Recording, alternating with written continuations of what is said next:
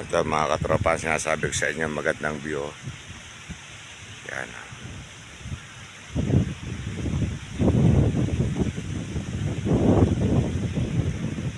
Isum mo na. Paano ba mag-zoom? Okay, Yan po.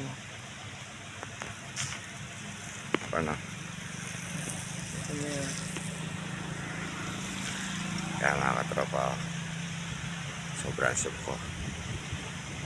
Yan. Ganda ng lugar.